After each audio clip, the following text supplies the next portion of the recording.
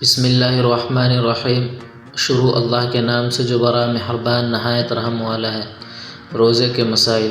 صبح صادق سے لے کر غروب آفتاب تک عبادت کے نیت سے کھانے پینے اور نفسانی خواہشات شہوت سے رکے رہنے کا نام روزہ ہے۔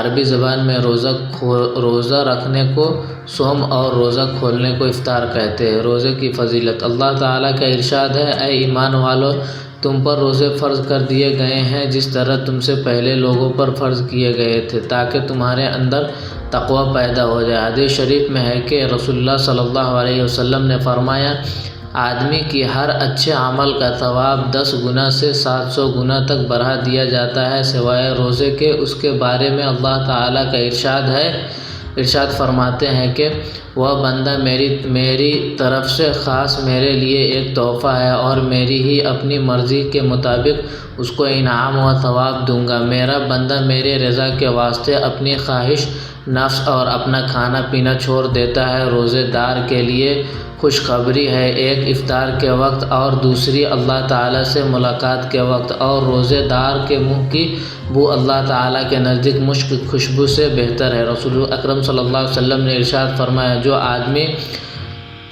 شرعی عذر اور بیماری کے بغیر رمضان کا روزہ چھوڑے پھر اس کی جگہ عمر بھر روزہ رکھے تو بھی وہ چیز پوری نہیں ہوگی، ادا نہیں ہوگی۔ روزے کی نیت۔ روزے کی صحیح ہونے کے لیے نیت شرط ہے۔ روزے کی نیت یہ ہے کہ اپنے دل میں اللہ تعالیٰ کی رضا حاصل کرنے کے لیے روزہ رکھنے کا ارادہ کرے، زبان سے کہنا ضروری نہیں ہے۔ روزے کی نیت کا وقت۔